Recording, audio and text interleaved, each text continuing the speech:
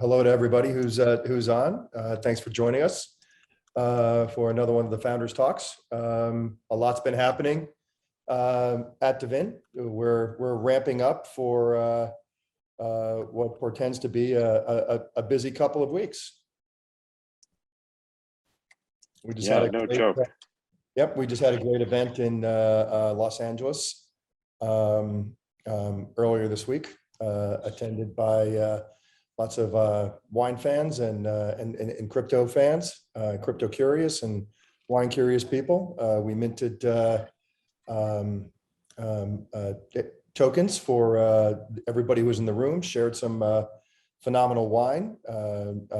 Jerusha had arranged for the winemaker to be in the room and explain the wine to us. And I think everybody had a great time. We had I think a phenomenal response to the whole dVIN concept and our unique technology that allows you to share and to mint very, very quickly. I would say within 30 seconds, you can have your tokens in your wallet. It was pretty cool. I think we, it's funny at that event that we did on Monday, it was for NFTLA, and we co-hosted with Rarible, which is kind of one of the top NFT exchanges. And so we had, we asked everybody when they RSVP'd to the event if they were wine native, crypto curious, or if they were crypto native wine curious, or if they were just curious. And it came back about 49 wine native and crypto native. And so we had I think we had probably 50-60 people there. About half of them already had crypto wallets, had already bought some NFTs, had owned some cryptocurrencies, and so for them, the truth is, I think most of those folks were more impressed than the non-crypto people, because they know how difficult it is to get people to onboard someone in crypto, to get someone a wallet, and to get their first NFT. For a lot of people, that's a long and difficult process. And I think we've turned the onboarding into something that's very, very quick and it's a lot of fun because we have great wine. So it was a pretty cool experience. So I think the format for today, I'll talk a little bit about the project, how we got started, how we got to where we are and where we're going. And Behdad and Brian, please feel free to break in anytime. And then we'll open it up to questions. I think we'd like to leave a lot of time available for questions, because this is probably the last one of these we'll do before we start minting for our friends and family round. And I think everyone on board is probably has an invite code for the friends and family round. If you don't, let us know in the chat, and we'll see if we can go about getting you an invite code for the friends and family. So a little bit of background. I've been in the wine business for I don't know, almost 20 years now. In South America and Argentina, in Hong Kong, here in Spain, and in the States. And in all of that time, I've been kind of interested in technology, interested in direct to consumer for fine investment grade collectible wine. And this is really the first time that we've run across a project that I think it's really transformational for the industry. And I'll kind of talk a little bit about why. So the wine business has worked the same way for 1,000 years. And I think that it has proven to be pretty resistant to change for a bunch of different reasons. One is because I think at the heart and soul of fine wine is tradition. More the more traditional a wine is from a traditional region, the more it's worth. And I can understand that. I think that the technology or the platform that we're developing is interesting because it creates really interesting incentives inside the wine industry for connecting wine lovers with winemakers.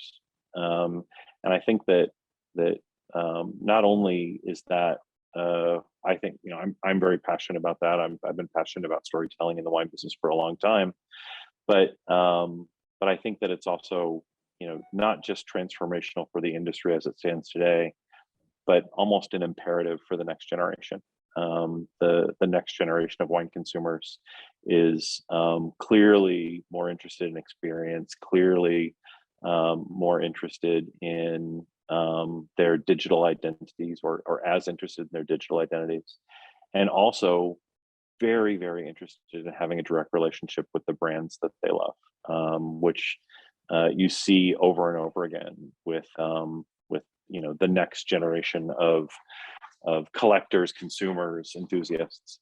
And I think what we've done does a pretty interesting job at that. So let me just talk a little bit about the tech, and then I'll talk. Dave, Yeah. before we skip to the tech, I think you said something important, which has an impact on the rest of the conversation. Part of the reason the wine industry has been what it is for the past 1,000 years is because it works. And there are aspects of it that work really well. And I think it's important to say that we're not looking to disrupt the wine industry in some generic way, like disruption with a capital D. I think there are pieces of the distribution chain that work and work really well, and they need to keep doing what they're doing.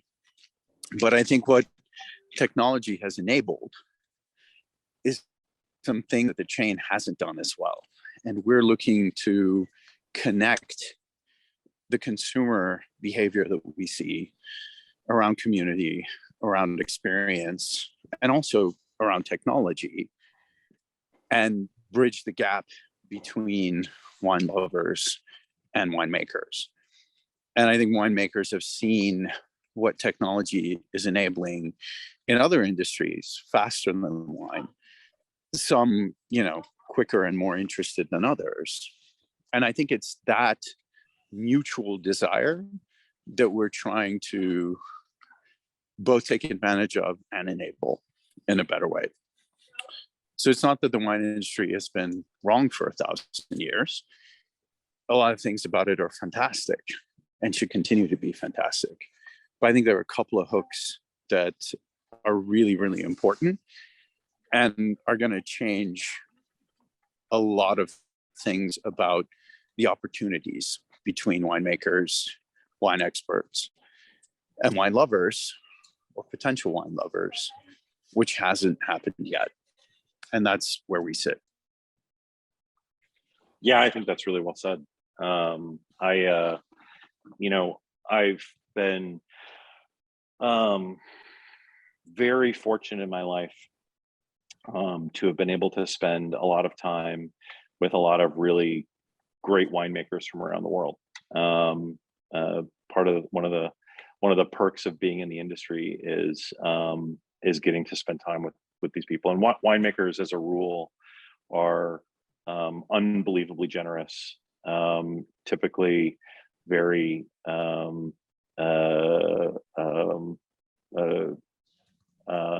friendly, intelligent, self-deprecating almost always. But winemakers are, unfortunately, because of the way the industry has been put together, are kept far away from their best fans. The incentives in the way the industry has evolved over the last few hundred years, all the incentives are to keep the winemakers away from the from their best customers. And I think what's interesting about our platform is that we do the opposite. All of our incentives are built around connecting wine lovers and winemakers. So let me talk a little bit about the tech. We've built a couple of pieces of proprietary technology that are that work with the wine industry and are more or less agnostic to whatever technology is already being used by the winery. So the first piece of technology is called the Digital Cork, which is an NFT. It's a non-fungible token that lives on the blockchain, and that serves as a, some might call it a digital twin for every bottle. So every bottle of wine that's that comes through dVIN, whether it's sold on our platform or a bottle of wine that's comes from a collection that we're working with or comes from a producer that we're working with, every bottle has that digital cork attached. And when you say attached, what does that mean? Well, it's whatever unique identifier is on that bottle, which could range from an NFC sticker, like the kind of tech that you have in your credit card where you tap to pay, to a QR code or a bubble code, to even the folks at Lynch Baj just engrave a unique serial number into each bottle. Any one of those could work. Any one of those the unique identifiers allows us to identify that bottle and attach the NFT to it. Some of them are obviously more secure than others. The NFC is probably the most secure. Those are typically waterproof and encrypted. But regardless, through that unique identifier, you can find and attach the NFT to that bottle. And the NFT serves really three different functions. One is as a certificate of authenticity, so that that bottle came from that winemaker. The other is as a chain of custody. So as that bottle is traded in the aftermarket, so let's say Brian buys the bottle from the winemaker, and then I buy the bottle from Brian, and Behdad buys the bottle from me. That chain of custody shows up on the NFT. So the next consumer, the person who wants to buy it, can see all of the people that own that bottle in the interim, which just in and of itself is kind of a game changer in the wine business, because it allows for consumers to transparently be able to see the provenance of the bottle. And over time, we'll be able to add things like how the bottle was stored and how the bottle was shipped, and that'll help make the provenance even more clean. But that chain of custody is a really important part of knowing what the not only the provenance of that bottle, but with good hints as to how that bottle was kept. And then the third piece of the digital cork is the royalty. So when nearly every NFT is a smart contract, and that smart contract has a royalty that, as the NFT is traded in the aftermarket, a portion of the proceeds from every transaction gets sent back to in this case, back to the winemaker. So for the first time in history in the wine business, the winemaker can participate in the value that gets created by their wines in the aftermarket. And that's, from an economic perspective, it's pretty exciting to winemakers, and it provides a lot of really interesting incentives in the market. So that in and of itself, we think is pretty game changing, and that's the nature of the digital cork. But I think where it starts to get really, really interesting is the next piece of tech, which is the tasting token. So the digital cork works great for that deed or the certificate of authenticity and for the chain of custody and for making sure that the winemakers participate in the aftermarket sales. But where it gets really interesting is is when you want to open the bottle. So when you're interested finally in opening and tasting that bottle of wine, you connect your with your phone very easily and open the bottle, tell us that the bottle's been opened, and then that will do two things. It'll take your first NFT, the certificate of authenticity, and nullify that. So now that bottle can no longer be traded, and everybody knows that bottle has been opened. But what it will allow you to do is to mint or create tasting tokens. So and what a tasting token is, the analog for that is when you open a great bottle of wine, taking a picture of the label and posting it to Instagram, right? That's what every wine lover in my Instagram feed does. This is just as simple and just as easy, but the utility of it is very different, right? So it comes with the NFTs that we're making right now are short videos that tell a story about where that wine comes from, which is it's fun and interesting, and the creative is beautiful to look at. But underneath the hood, it comes with a lot of really interesting stuff. One is the metadata. So all the information on that wine, where it comes from, who made it, the vintage, the appellation, the oak program, varietals, whatever metadata there is about that wine is all included. And what that allows you to do is to keep a really interesting record of your wine journey, right? Your tasting journey. So imagine a few years from now, you have a way to look at all of the most interesting wines that you've tasted in the last 5 years.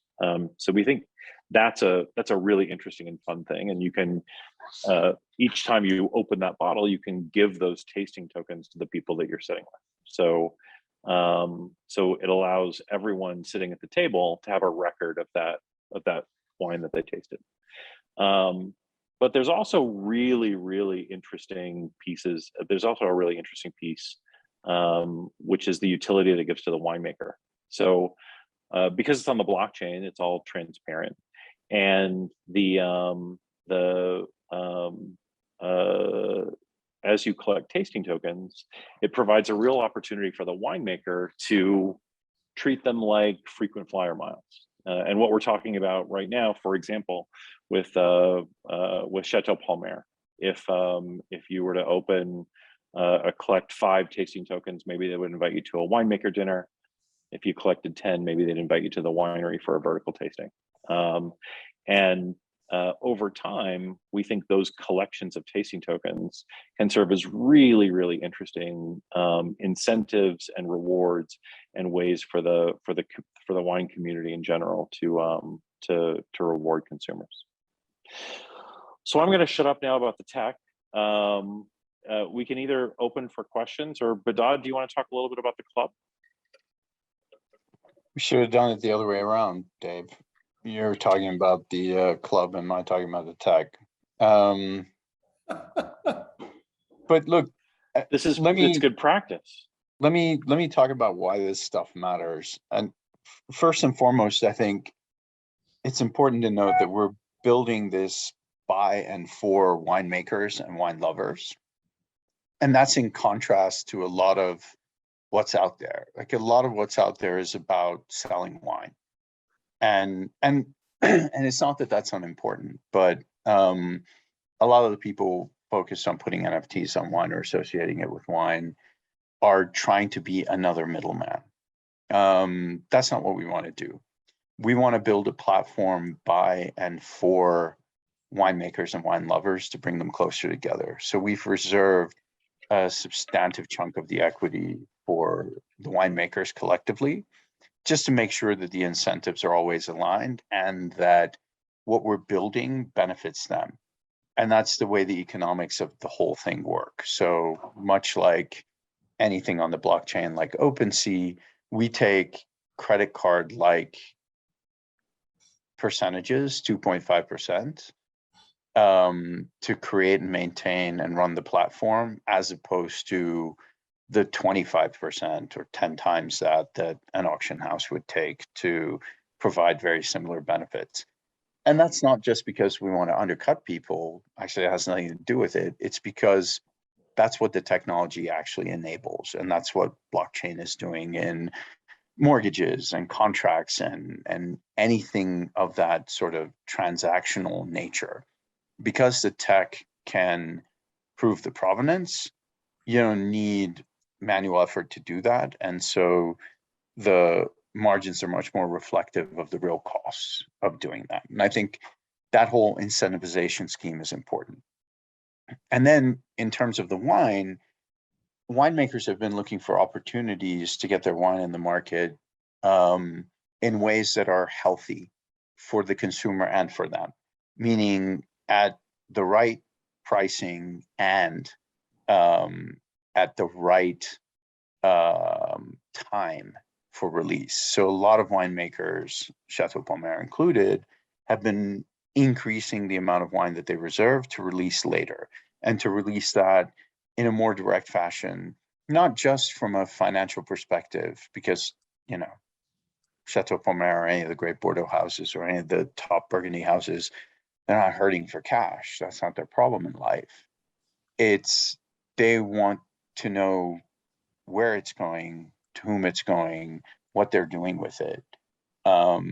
And they want to release it when it should be consumed as well. And they want to follow how that's evolving. And so that whole journey and enabling that journey is part of what we want to do. And if we can create the platform where winemakers can easily get all the data and insight and information that they want, as well as monetizing it appropriately, including the appropriate amount of influence on price, that's a win for everyone, for the consumers, for the winemakers, and for us as a platform. And then the tasting tokens really come into play. Because if you're Palmer and you suddenly know, hey, you're not drinking Palmer most of the time in a vertical of Palmer or in comparison with other Margots or even other Bordeaux's, but you're actually drinking it with totally different wines. Palmer can start to think about, hey, what kinds of collaborations, events, what type of marketing, what type of stylistic influence, what would we want to do with this? It opens up a world of possibilities. And if you're someone who enjoys Palmer a lot, but doesn't necessarily buy it a lot, then that's another interesting way for Palmer to pull you into their world. As someone who knows a lot and consumes a lot, but doesn't necessarily buy or buy in any way that they can trace. And that's the real potential that technology enables, which the current market and the current mechanisms can't. And that's the space that we're most interested in exploiting. It's not fixing things that are inherently broken in what the current chain does.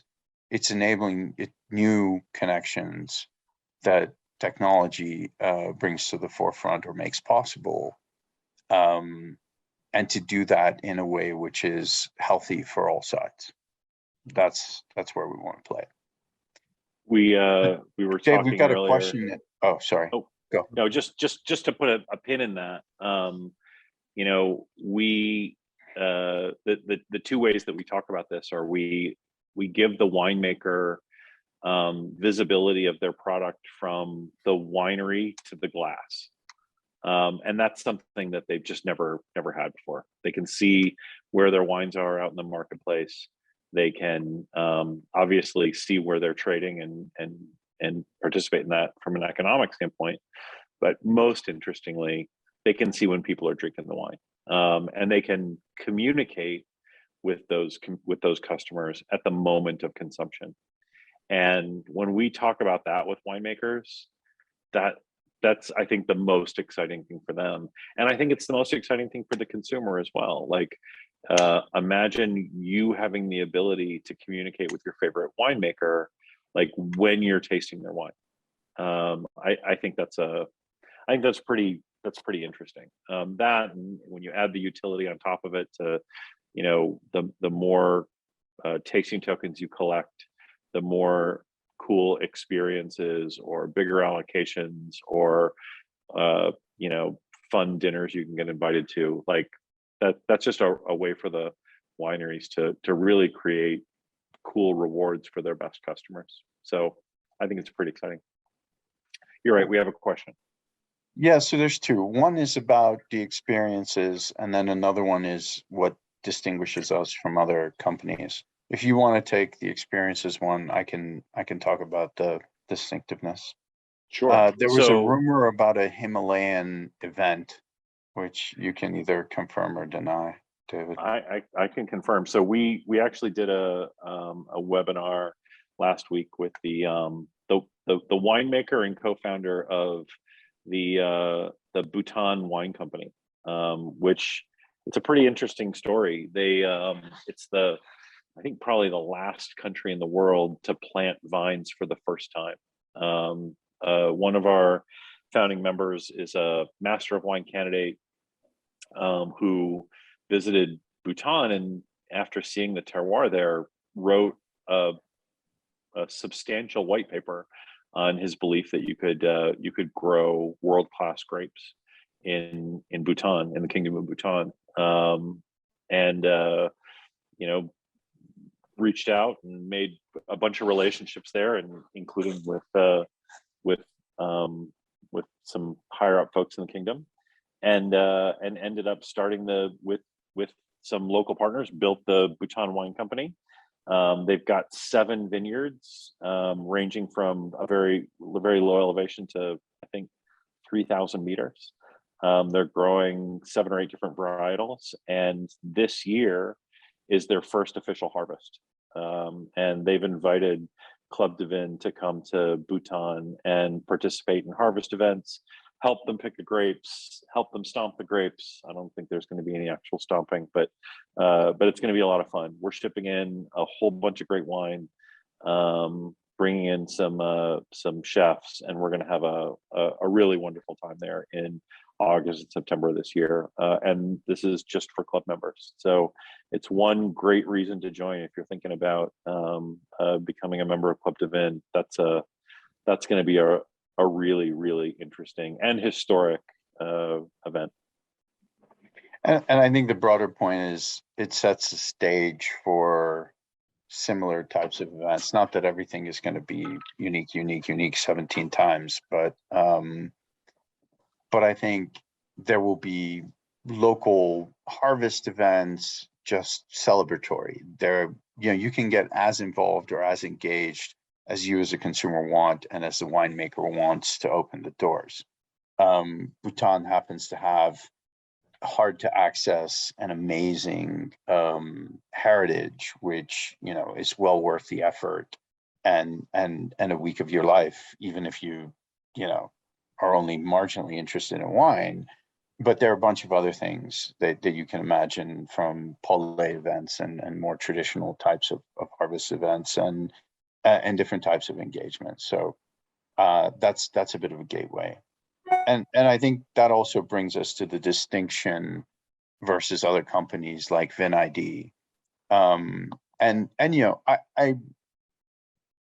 I think there are a lot of great companies who are doing the tech and are doing NFTs and are attaching NFTs to physical objects, creating digital twins.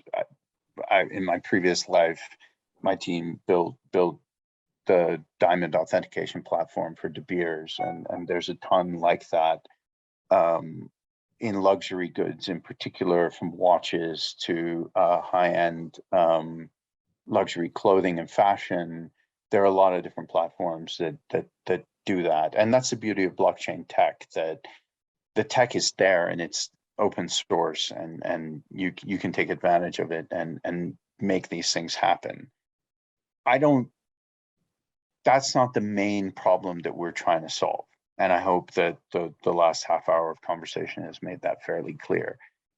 The main thing that differentiates us, and VinID was the example that was brought up in the question, that's a digital twin platform which is provides CRM as well as the digital twinning. Fantastic.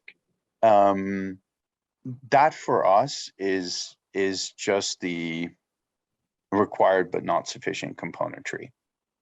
What differentiates us is the community. If you look at the founding members, if you look at the people who are building it, if you look at the events that we're curating, if you look at the wineries that we're bringing on board, and the level at which we're discussing, that's what makes it. It's like all great businesses, it's built on people, and it's built on experiences. And CRM is great, but you can go buy a CRM platform anywhere. If that's what winemakers wanted, they could do that. Authentication, anti-counterfeiting, there are dozens and dozens of technologies that can do that. That's not what we want to do. We want to create the platform that builds community.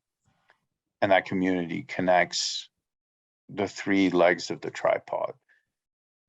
The consumers, be they experts and longtime collectors or curious and new to it, the winemakers themselves, and the whole sort of ecosystem of expertise, be that sommeliers, educators, masters of wine, master somms, whatever, podcasters, other wine gurus, people like Raj Par, who are some of all of those things.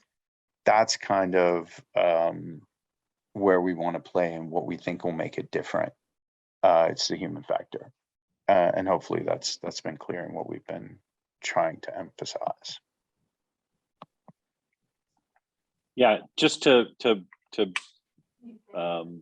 again put a button on that. I think we've looked at VinID. I actually really like their tech. I think their on-bottle tech is pretty cool, and I've seen some of the stuff that they've done, and I think that we could work with them as well as a host of other technology companies. I think we're sort of agnostic as to what tech gets stuck on the bottle, and that's kind of I think I would like to think that we can work with a whole host of companies like VinID. Any other questions out there before we move on? No, but the answer was appreciated. I have a question for Brian. Brian, you were neither, a crypto sort of deep guru nor a wine sort of deep guru when this fell on your lap.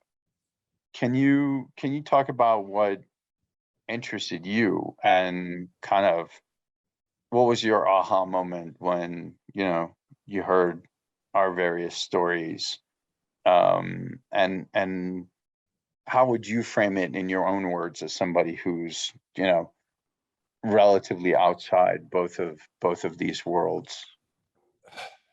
Well, other than drinking through a fire hose over the past 10 months, in terms of technology and wine knowledge, I'll say that 10 months ago, I couldn't even spell NFT. I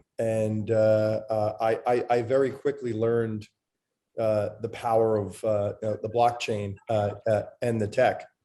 And from both you and David, I also very quickly understood that the wine lovers of the world love to share their experiences in that community. I've always known wine lovers and listened to their stories, but it never really resonated with me. And I started listening, and I started to gather an appreciation for how much they loved what they're doing in the in the wine world, how they scour the planet looking for that rare wine to add to their collection. Couple of weeks ago in New York, La Paulée, doing the verticals, learned a great deal, walking around with you, Behdad, for what the winemakers think. It wasn't a world that was open to me before. Now because of dVIN, it is. And I can see a lot of the crypto or business people who haven't had that opportunity, start to get involved in it. If they just, open up and say, okay, what is Club dVIN about? It's about the wine experience. It's about learning about other people's passion, for the wine. But I'm gonna jump back to the winemaker as well. Because being, a finance guy, the finance guy here, well, you are as well, but looking at the incentives for the winemakers to work with us. Why are they going to work with us? There are any number of reasons. There are the relationships, which I've learned that all of the founding members and have. I mean, we're 1 degree of separation away from any winemaker in the world. I know that's a big statement, but I think it's probably close to being 100% accurate.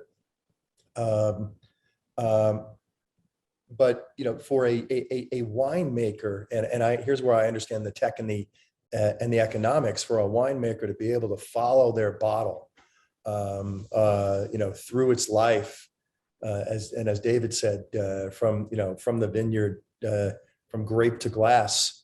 I mean, that doesn't exist right now, and that's incredibly valuable data for a vineyard to have. And as a data-driven person, I look at that and I just say, wow, not just for the vineyard, but for us and for the industry as a whole.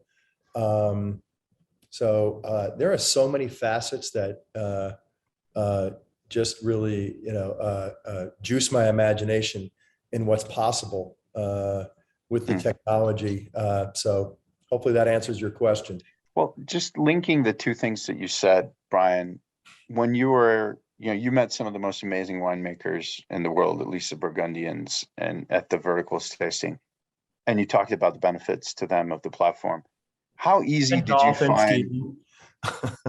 How easy did you find your interactions with those winemakers, given that you were, fairly obviously not, and you introduce yourself as a non-wine dork? Like, how intimidating was it, but also how easy was it or difficult was it to chat with them? Well, there are 2 levels to the answer to that question. Number one, I was standing there with you, and they either loved you or feared you. So that was, that made things a little bit easier. But when you walked away and we were just having a conversation, conversing with these guys is like talking to anybody else, and I asked some questions about wine, and where I knew a little something, they brought the game up, and where I obviously didn't, I asked some more questions, and they brought it down. Easy to talk to. Good. And I think the dVIN world is going to be really helpful there, in that if you're one of the most sophisticated wine drinkers in the world, there's a place for you in Club dVIN. If you are a novice like me, there's also a place, because there's a whole community that just wants to teach you and share with you and bring you up the scale.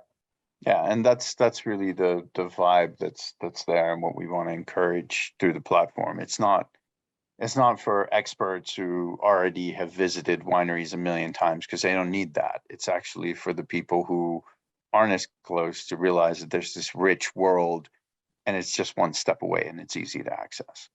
And it's something else. I'm sorry, but I'm just going to make a comment on this.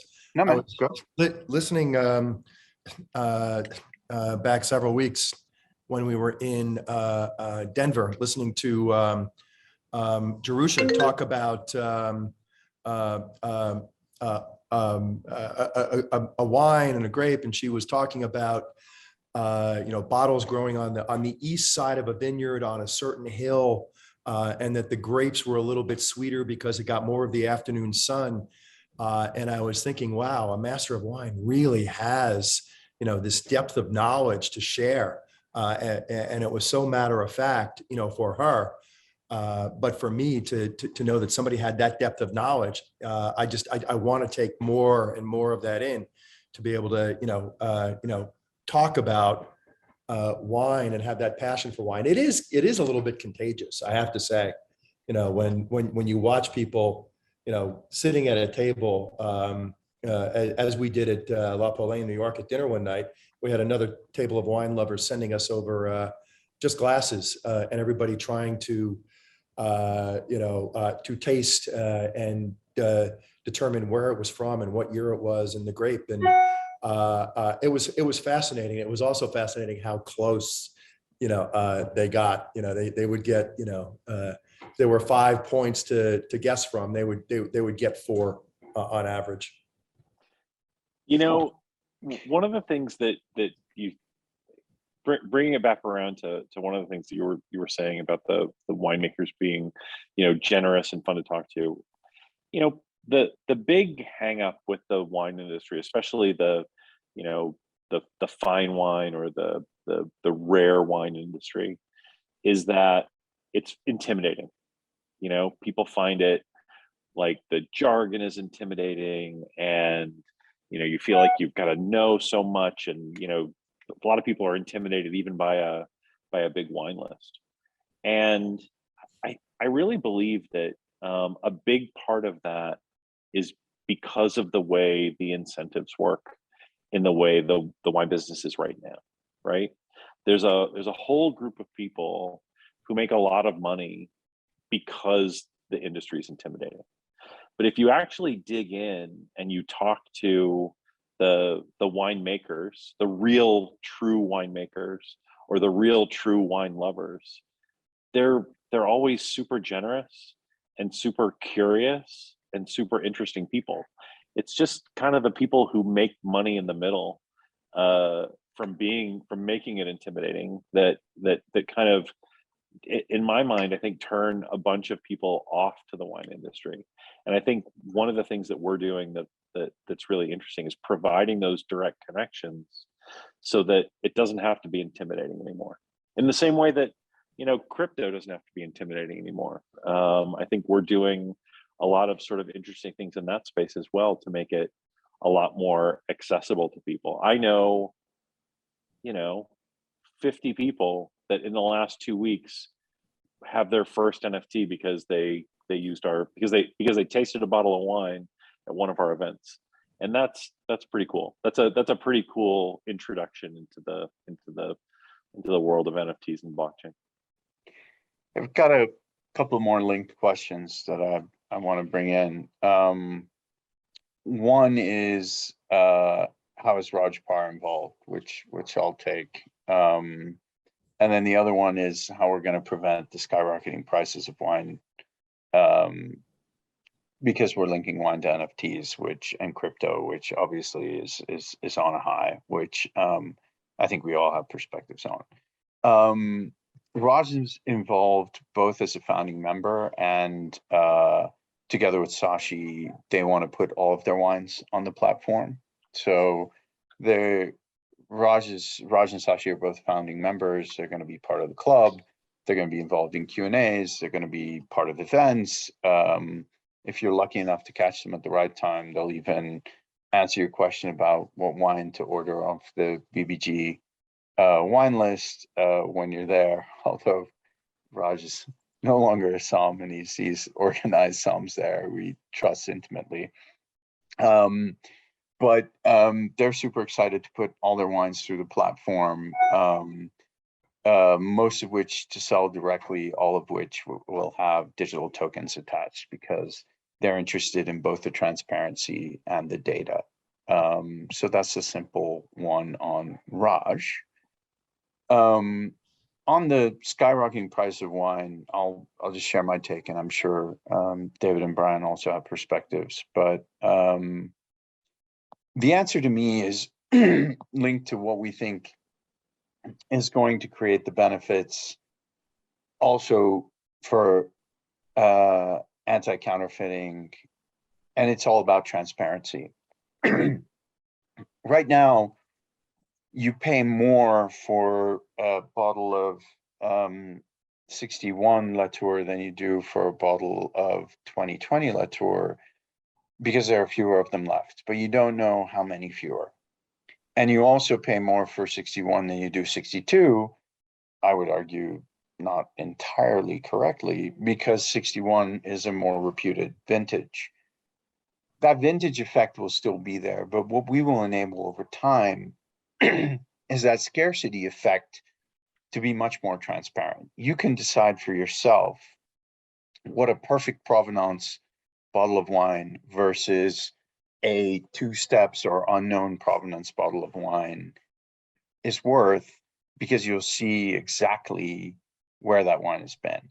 That's already out there with direct release, chateau release or winery release auctions or drops.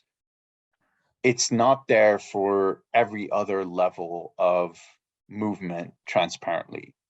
You can't see which one has been transacted 3 times but never moved versus one that's been transacted 3 times and moved 3 times, and how it's been moved and all of that good stuff. And you can therefore trace that effect.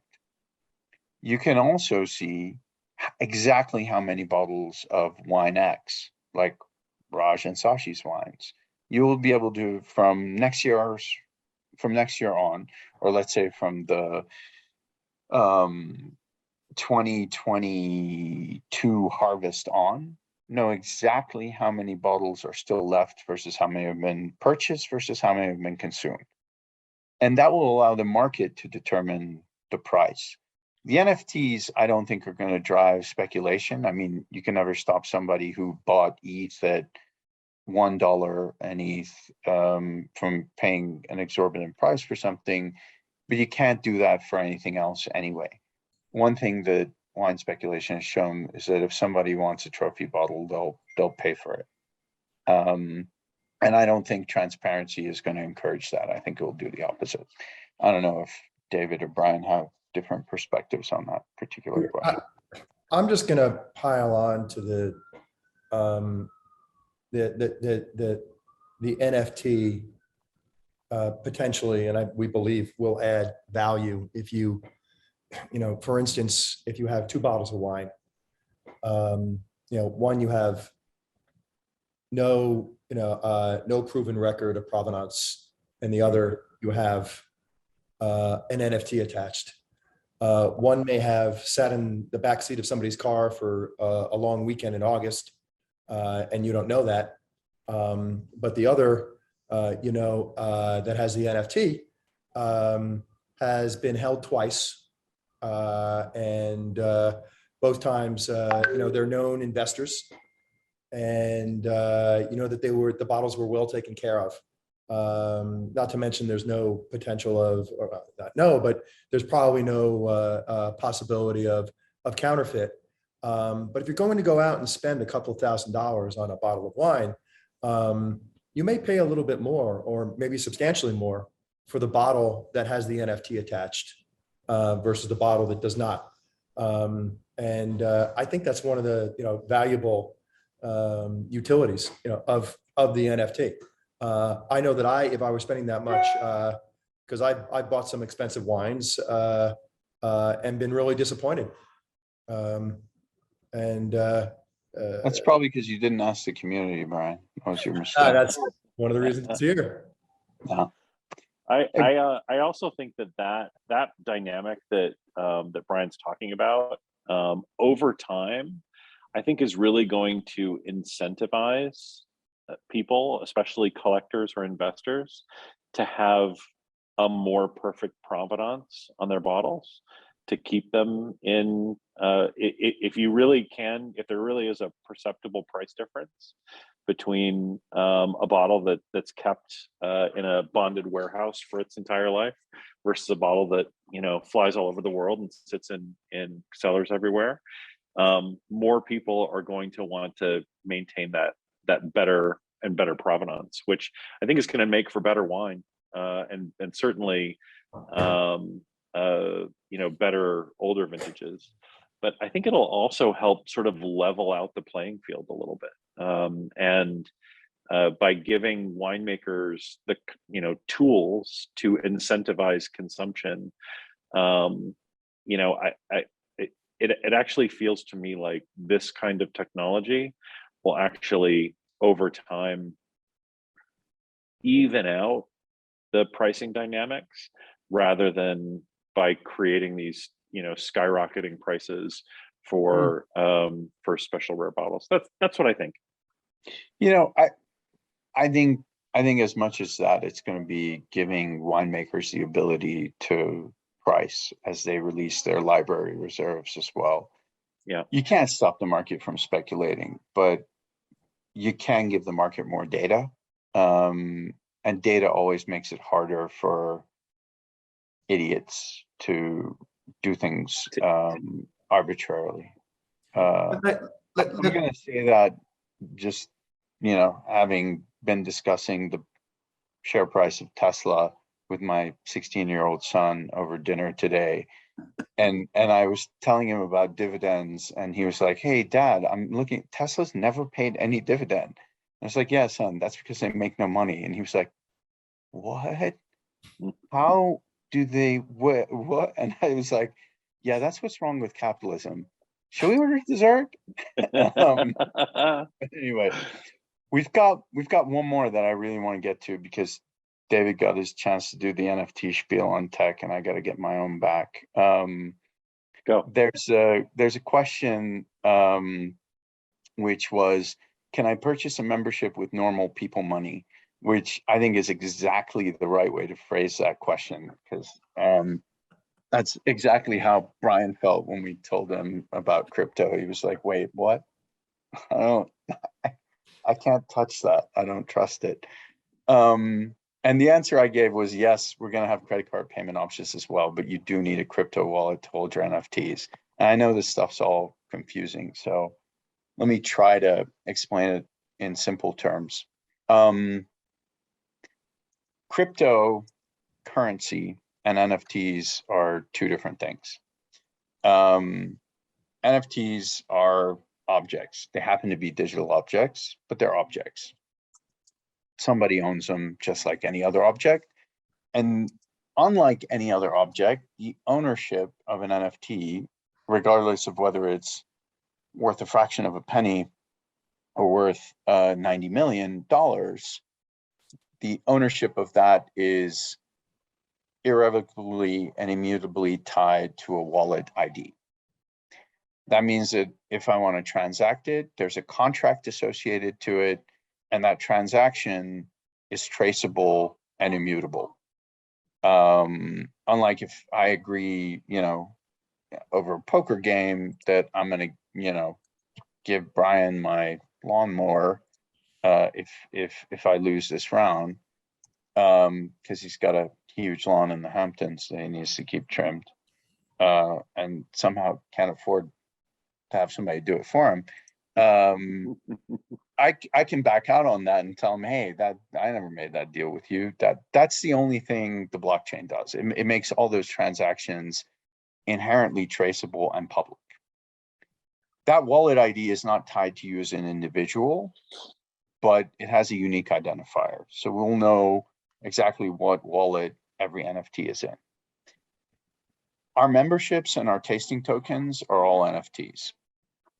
The tasting tokens are not tradable. You can't buy them and can't sell them. That's for authenticity. They're a proof of experience. The membership NFT is. But if you don't want to buy it in crypto, you don't have to. You can pay for it in fiat, in dollars or euros or whatever, by a credit card, through Stripe or whatever platform you want, in a secure transaction, just like you buy anything online. You do need to hold the NFT. Now you may say, "Hey, I'm not interested in crypto. I don't want a wallet. I don't know. That's all scary." We know who you are when you sign up for the club, because you're going to sign up with your email address, and you don't need to protect yourself from us because we know what you're buying and selling through us anyway. If anything ever happens and you lose your wallet or it gets compromised, we can always burn all of those NFTs because we're the issuer and the central authority who's issued them. and we can reissue them to you. We could not do that with cryptocurrency if you put currency in your wallet, because we're not the issuer, and we don't own those NFTs. We have nothing to do with those NFTs. But we can do that with every NFT associated with the club. So anything you do with the club is safe, even if it gets compromised. Because we can always invalidate, even if your valuable membership NFT is stolen, you tell us it's stolen, we can verify that because we know to which wallet it was issued, we know which wallet it went out to, can contact that person, we can do all that. We'll follow every protocol, but we can burn that NFT and reissue it to you. Even if you tried to cheat by transferring it to a wallet you have, we would burn that whole NFT, so it would have no value and you'd get it. So we'd burn it immediately. So your NFTs are always safe. If you want to play with crypto or not, we can't do anything with that, but that has nothing to do with purchasing or interacting or doing anything on the platform. Everything you do on the platform is as safe as any NFT is, but it's also replaceable and always associated with you, and we know who you are, so we can always burn it and reissue it, even if you just wanted to make up a story that you sent it to another wallet for some bizarre reason. It wouldn't matter. The old ones would disappear and the new ones would be reissued. So from our perspective, the NFTs are more about the transparency to everyone than they are about cryptocurrency. We don't really care about crypto. We don't care about any of the tech fundamentally. Currently, it's the best technology, and it's a unique technology that's enabled this leapfrog that we've been talking about for the last hour. And that's why it's super cool. It's not super cool to us because Bitcoin used to be worth $1 and now it's worth 40 grand. We don't care about that. And that's not our business. We're not going to advise you on doing anything with crypto or not. It's not where our lifeblood is and not where we want to take the platform. It just happens to be a part of how transactions are done in that world. And if people want to take advantage of that because they bought ETH a long time ago and everything's cheaper, relatively speaking to them, fantastic. Then they could have spent $1 on their membership, whereas you need to spend more. But that's a function of a bunch of choices that they've made about their risk reward ratios. And that's not what we want to have anything to do with. So hopefully that's super clear. I'm just gonna pile on to the one thing you said. You called us the central authority. I kind of like that. But Behdad or David, do you know of any other platform club that would do what Behdad just described? That has the ability to help out somebody who may have made a mistake? Yeah, that's so all of the platforms that are built around digital twins enable that, because you can always go back to the physical object in some way. So, you know, like Breitling has NFTs associated with all their watches now. One of the reasons why they're doing that is because they know who their buyers are and they can get that unique ID. If you want to buy anonymously and you don't share your ID, so you buy a Gucci whatever in the aftermarket, which has an NFT attached to it, but you don't share the ID, you can't get your NFT back if you come back and claim it's burned, because nobody can verify that and they can't trace where your wallet was or where it went to. So for us, it's the club aspect. It's that one touch direct, we know who you are, that enables that security. There's not that every NFT attached to a physical object has that. It's that first touch, direct connection with the individual in the wallet, which is unique. And they could fix that in other ways and try to sort it out some other way, but it gets more complicated. Our thing is everything happens inside of the club. And once it goes beyond the boundaries of the club, the generic rules of NFTs take over. And so the transparency works, but that, like, if something goes terribly wrong and you get robbed, we're not a bank. We're not, you know, the central monetary authority. We don't have FDIC insurance, that kind of thing. We can't, you know, fall back on stuff like that. But everything within the club walls is totally manageable by us.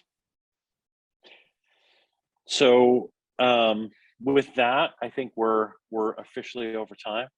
And unless there are other questions out there, I want to say thanks to Behdad for joining us from France. You're in France. I mean, and Brian, looks like you're in New Orleans. Is that right? Yeah, looks just like New Orleans behind me.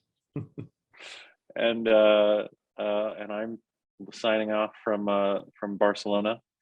Everybody have a wonderful night, and we look forward to talking to you again soon. We'll have a lot more of these over the course of the next couple of months. Thanks everybody. Thanks for joining. Appreciate it. Thanks for coming, Thanks. guys. Take care. Bye-bye. All right. Bye-bye.